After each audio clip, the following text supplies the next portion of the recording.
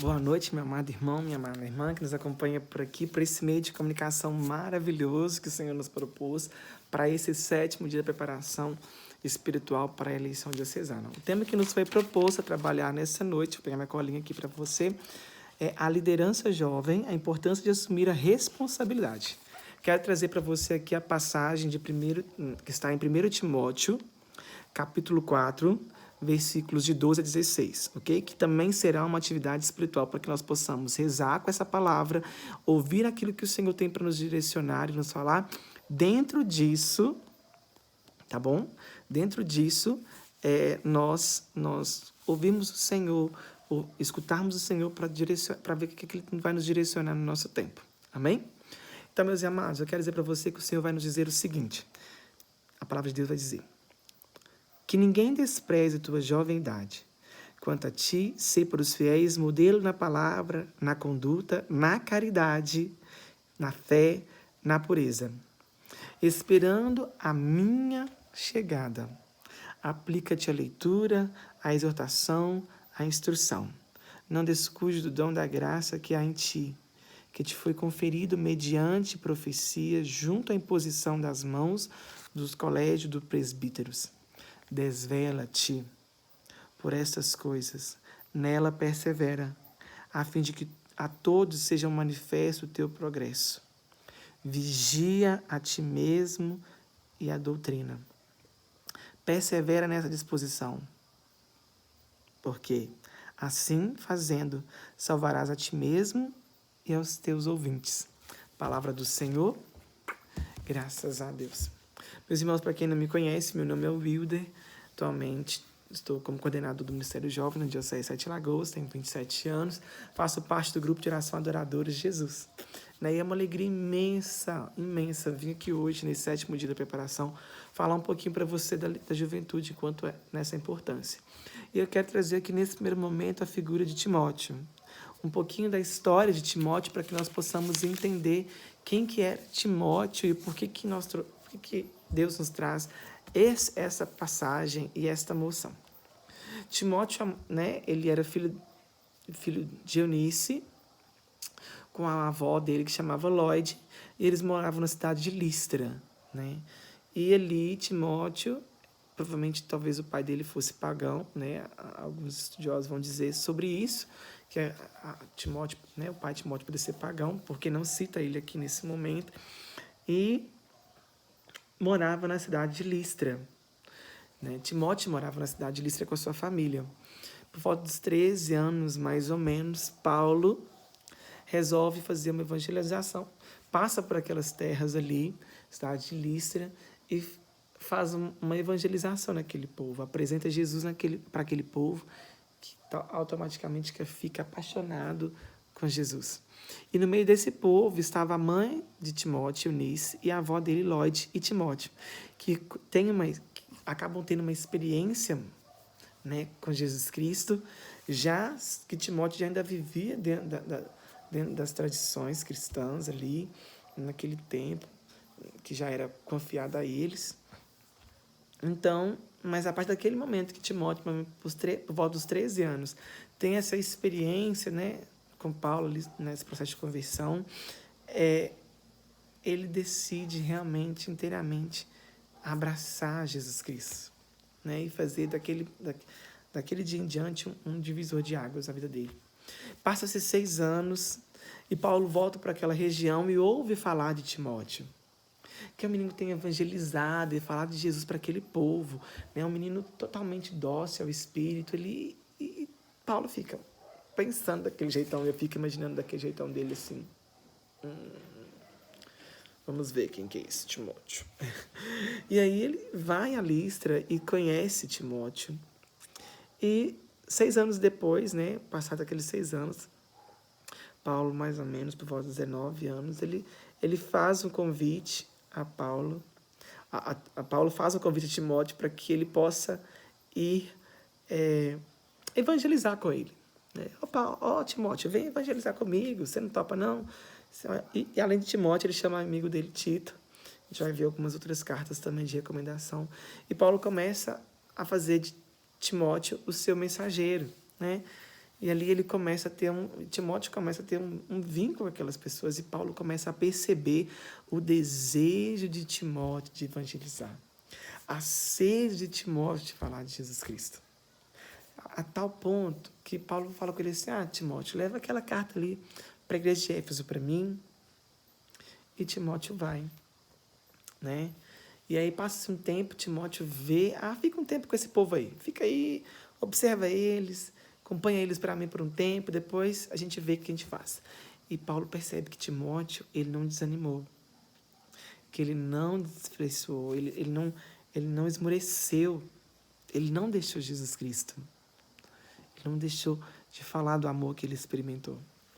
Então, aos 30 anos, Timóteo é ordenado presbítero de Éfeso. E aí nós vamos entendendo assim, as histórias, dentro dessa questão teológica, né, a história da maior igreja daqueles tempos foi a igreja de Éfeso, né, uma igreja calorosa, uma igreja numerosa, um povo vigoroso. Porém, passava por turbulências, né? E naquele período, Timóteo é colocado à disposição do povo. E o povo e Timóteo começa a ter alguns problemas com o povo enquanto pessoa, né?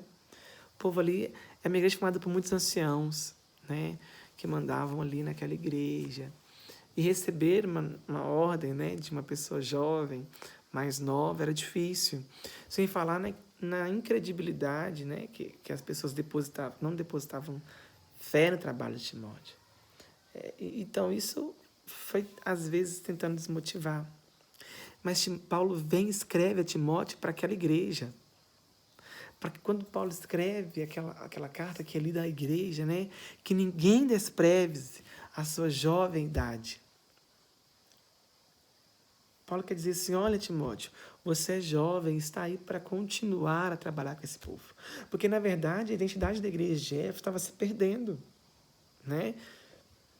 Estava se passando por altos e baixos ali, e o povo estava ficando, sem uma identidade de igreja, sem identidade de cristãos, de tanta influência que eles estavam sofrendo, de tanta ideologias que eles estavam vivenciando. E aí o que acontece? Paulo fala para Timóteo que ninguém despreze. Lembra da profecia que Deus instituiu sobre a sua vida. E ali Timóteo prossegue, né? Timóteo continua. Porque ele é chamado a ser apóstolo e guardião da identidade. O que é ser um apóstolo? Aquele que propaga, né? O apóstolo é aquele que propaga aquilo que ficou, aquela herança, né? Aquele que vai falar, que vai evangelizar, que vai levar, não é verdade? Então, Timóteo, ele é convidado a ser esse apóstolo, e o guardião é aquele que vai guardar, né? Guardar aquela herança que foi depositada, aquilo que foi depositado e confiado a ele. Ele é chamado a guardar. O que Timóteo é chamado a guardar? A identidade daquele povo, da fé daquele povo. Porque ele conheceu aquele povo na sua originalidade, na sua nascença. E ele entendeu que aquele povo precisava de ajuda, porque estava se perdendo, né? E que acontece muito isso conosco, né? O jovem, enquanto liderança, né? Nós, às vezes, não depositamos no jovem a confiança no qual ele é pedido, né?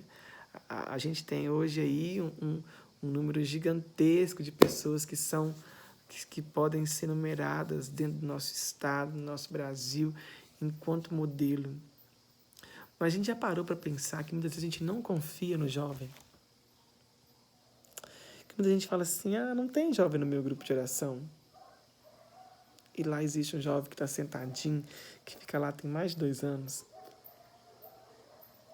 Ele é convidado a ser protagonista de uma nova evangelização. Esses novos areópagos, né, que o Senhor nos propõe. E há um tempo já que o Senhor tem nos proposto isso, nos falado isso, nos direcionado a isso, né? Desde quando, vamos dizer assim, existiu o ICRIS, né, que Deus incomodou a Michelle Moran, que é a antiga presidente do Wicked, antes do Jim. Ele disse assim a ela, né, que era para ela olhar para a renovação no mundo. E ela começa a andar e ver que há muitos lugares no mundo que a renovação carismática já não existia mais. E ela começou a perguntar aquele povo que era liderança, que ficou velho, que virou ancião. Ele disse assim, não tem mais quem continue o trabalho. E aí ela entendeu o que Deus queria dizer. Não haviam preparado líderes para aquele lugar, para que pudessem assumir um posto. Não é verdade? Então, o que acontece? Desde aquela época, o Senhor já havia uma predileção. E é muito antes disso, quando há uma profecia também muito antiga, que vai dizer assim, muito antiga, não é muito antiga não, né? Ali, acho que se eu não estiver errado, em 2003, o Senhor reúne ali a renovação carismática num encontro em Brasília, um encontro de formação de líderes, eu acho, se eu não me engano, e ele traz uma profecia, né?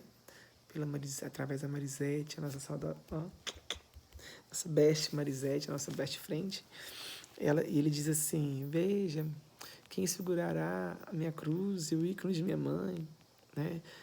São jovens, eu vos dou agora, né? Para a renovação, para que possam entrar os próximos 40 anos da renovação carismática. E isso, a renovação carismática estava comemorando 40 anos. Hoje, nós estamos fazendo 50 e poucos. Eu quero dizer que ainda tem mais alguns poucos anos pela frente, porque ainda não deu 80. E é um tempo nosso, um tempo da juventude, né? E daquele dia para frente, nós começamos a entender o que era, né? Uma profecia ali já dada naquele tempo. E a gente já vem carregando isso para com a juventude no nosso tempo. E aí houve a moção, né? Nesse tempo da Michelle, onde ela começa a fazer um trabalho com a renovação para que seja dado espaço para o jovem, que era tempo do jovem assumir o protagonismo juvenil dentro da igreja, dentro da renovação, né? E aí nós começamos a deixar de servir somente os jovens de encontro, para carregar a cadeira, lavar banheiro, né? Ficar na equipe da acolhida. Nós começamos a servir como jovens realmente que trabalha, que põe a mão mais daquilo que jovem que trabalha. Não quero dizer aqui, nesse momento, desmerecendo isso não, tá? Pelo contrário, a gente faz e faz com muito orgulho essa questão. Mas começou a dar um olhar para a juventude dizendo, tipo, é hora de fazer mais. É hora de dar espaço para eles. Passasse muito tempo, né? No ENF agora passado, que a Kátia, foi o último ENF onde a Kátia era coordenadora, um ENF retrasado, sem ser o que passou agora de 2020, 2019, se eu não me engano, 2018.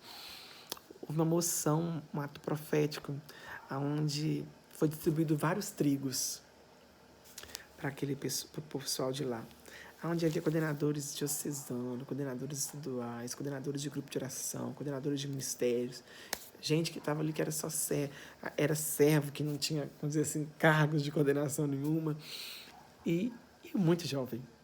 E foi entregue trigo para todo mundo, menos para os jovens. Aí a Kátia vira no momento da pregação e fala assim, tem jovem do seu... Balança o trigo, e todo mundo balançou o trigo, louvou. E depois ela vira e pergunta, tem jovem do seu lado? Olha para ele e diz para ele, tá aqui, né? Leva com cuidado, com zelo, umas coisas nesse sentido. E ela pedia para que aquela pessoa entregasse para o jovem mais próximo dela ou aquele que passasse perto dela o trigo, porque era ele que ofertaria ao Senhor essa colheita. Foi lindo. Tinha coordenador que estava chorando, tinha coordenador que estava pedindo desculpa para o jovem, tinha coordenador que estava emocionando de alegria. E nós ali naquele momento tem que ver, para mim foi um testemunho muito, muito profundo, recolher aqueles trigos e entregar, né, para o jovem ali naquele momento. Por que eu estou dizendo isso? Vivemos parte de uma profecia, né? É um tempo de entregar para nós, né? E eu tenho como para entender esse tempo, esse chamar de Deus, assim, tenho grandes amigos que o Senhor me confiou. O Ovídio mesmo, ele coordenou o Ministério Jovem no estado da Paraíba e hoje ele é atualmente secretário-geral da Renovação Carismática no estado da Paraíba. E entre outras pessoas que assumiram coordenações diocesanas, que assumiram coordenações estaduais, que a gente não esperava, coordenações nacionais. E, assim, jovens que passaram por essa mesma experiência dentro do Ministério Jovem, caminharam com cada um, né? E aqui também já quero louvar a Deus pelos grupos de geração da nossa diocese, né? Que já tem o Ministério Jovem caminhando, formando. Quero louvar e bendizer a Deus pela juventude carismática da Diocese Sete Lagoas, que o Senhor ele tem um tempo novo para nós a cada instante. Existe profecia sobre nós, né? Vivemos tempos maravilhosos. E o que eu quero dizer com isso? Timóteo não desistiu. Por que eu trouxe a figura de Timóteo? Porque Timóteo, ele foi ali acompanhar, ele teve sede, ele conheceu Jesus Cristo, ele foi acompanhado e formado por Paulo, ele foi dado a ele uma missão e ele cumpriu a missão com afinco, mas Paulo estava com ele e acreditou nele. Por que estou dizendo isso? Quantas vezes na nossa diocese, no nosso meio, nós não acreditamos no jovem? E aí nós vamos entendendo que às vezes no nosso meio, graças a Deus não existe isso ainda, mas se nós não formamos a juventude para estar conosco, para amar o nosso grupo de oração como nós amamos, como que eles vão fazer como Paulo fez com a igreja de Éfeso? Cuidar e zelar. Vai chegar um tempo que o nosso grupo de oração não vai existir mais. Se nós não dermos espaço para a juventude. Se nós não acreditarmos na juventude. É necessário que nós entendamos e façamos conhecer esse espaço para o jovem, né? E aí, nesse tempo todo, passou-se um tempo, o Ministério Jovem Brasil, né, há 2 anos atrás, há 3, vamos dizer assim, foi suscitado, né, a reestruturar, através desse tanto chamado de Deus, essas moções todas que Deus foi colocando, foi chamado a reestruturar, né, o caminho, o novo caminho do jovem no grupo de oração. Deixa eu tentar pegar aqui se eu tenho essa moção anotada. Que é o 2019, se eu não me engano. E ele foi chamado a reestruturar, né, a juventude. E aí nós entendemos o quê? Que a juventude, ela não podia ficar como qualquer outra forma. O Ministério Jovem começou a dar um olhar. E nós dividimos em 3 fases, né, para deixar um pouco mais específico aqui, para você entender por que eu estou dizendo de Timóteo. A fase catequética, a fase querigmática, onde o jovem tem esse encontro com Jesus Cristo através dos nossos grupos de oração. Depois a fase catequética, onde o jovem é formado no seminário de vida, na experiência de oração, nos módulos básicos de formação da renovação carismática.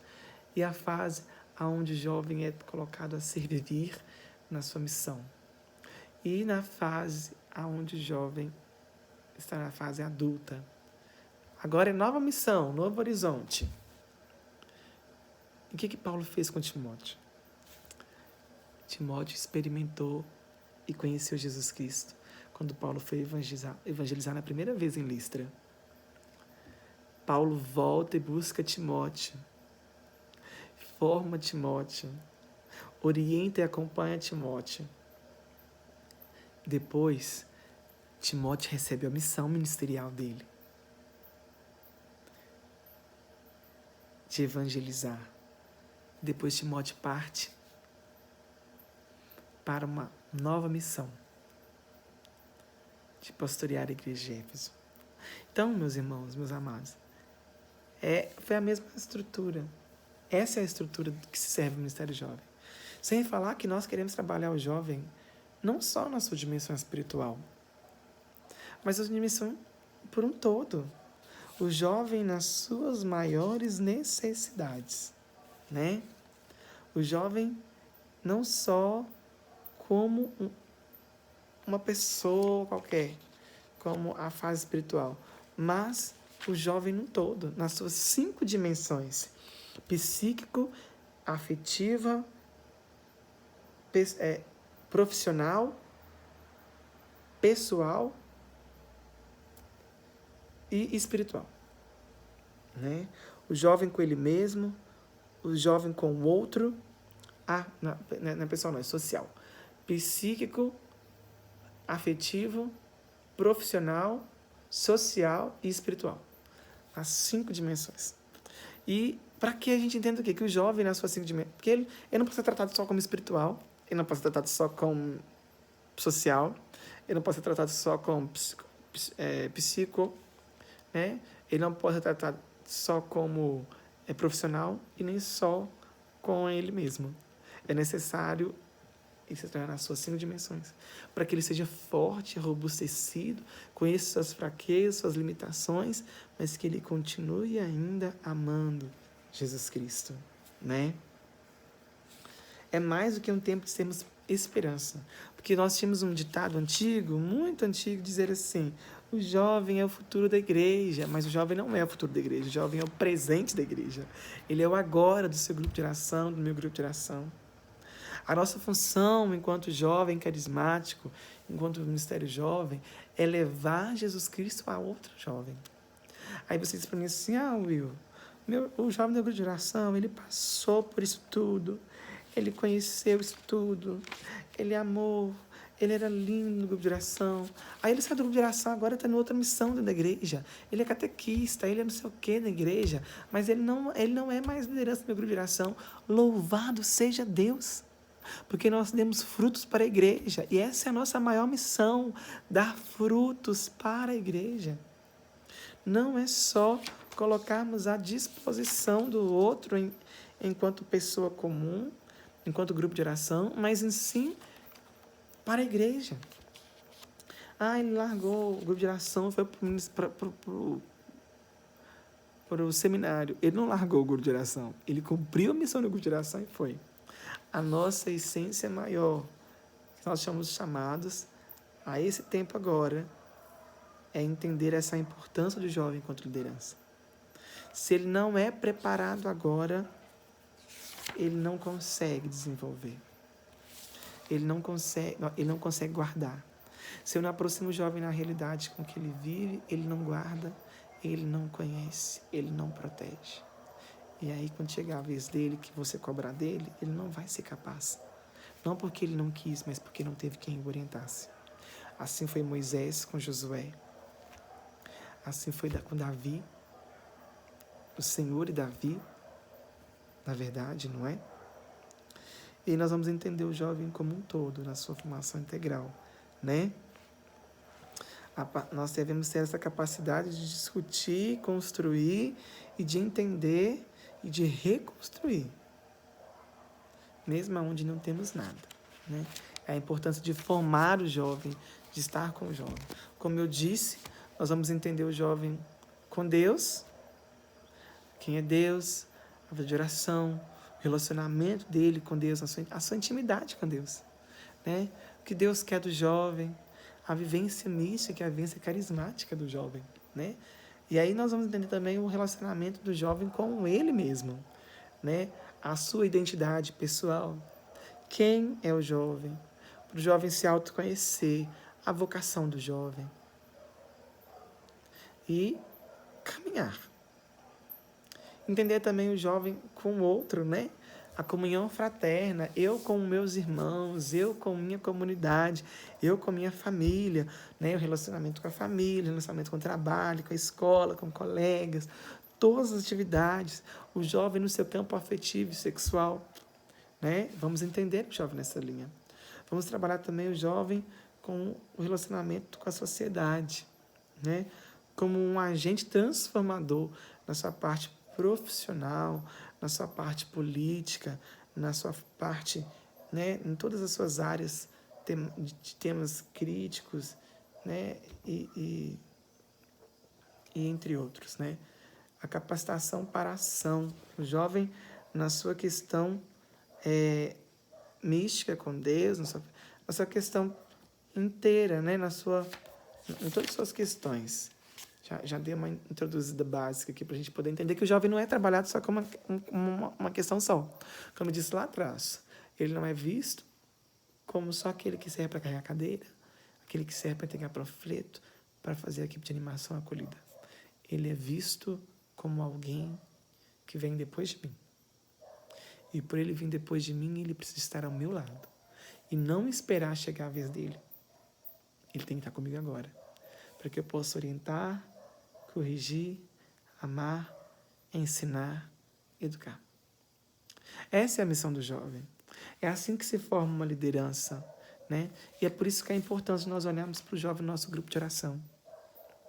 Porque hoje talvez ele não é chamado a coordenar nem diocese, nem estado, mas ele é chamado a olhar para o jovem do seu grupo de oração. Às vezes ele está ali com desejo, conhecer o Jesus Cristo, quer conhecer mais, né? Aí você fala, não, Will, dá um trabalho mexer com jovem é chato, aborrecido, não, é muito papo ruim. Eu quero que você lembre de uma coisa. Você um dia foi jovem e alguém teve paciência com você, alguém te amou, alguém teve um zelo de ensinar quem era Jesus. Não é verdade? Isso a gente precisa ter com o jovem, para que nós possamos entender o desejo de Deus na nossa vida. Quero louvar e bendizer a Deus pela sua vida nesse tempo, né? Por essa coordenação, por tudo que o Senhor nos ofereceu, nos propôs. Quero louvar e bendizer a Deus literalmente, infinitamente, pela juventude da Diocese de Sete Lagoas, pela liderança que o Senhor levanta através de todo o Estado, através de todo o Brasil, para mostrar que somos jovens capazes, jovens audaciosos. Obrigado, Senhor, por abrir os olhos de tantos coordenadores de grupo de oração, de conselho, da inovação, para o serviço com a juventude. A importância, né, de estar à frente. Mesmo que a gente seja doido, louco, às vezes mal compreendido, nós somos inteiramente, Senhor, apaixonados por Ti. E se muito o Senhor nos dá, e se muito o Senhor nos ensina, muito o Senhor espera de nós. Nós cremos, Senhor, nisso. Nós te bendizemos por isso. Uma boa noite para você. Fica aqui para nós essa atividade, um dever de casa. Meditar e orar em cima da palavra 1 Timóteo, capítulo 4, versículos de 12 a 16. Juninho vai colocar para a gente aí, não esquecer, tá? Louvado seja Deus pela sua vida, por você ter tirado um pouquinho do seu tempo para mim, para ouvir, né? Que nós somos hoje instrumentos da graça de Deus. Né? O seu grupo de oração ele está de pé ainda porque Deus tem promessas para você através da juventude que você talvez ainda não via, mas que a partir de hoje Deus abre um campo espiritual para que você entenda a força e a importância do jovem no seu grupo de oração. Louvado seja Deus.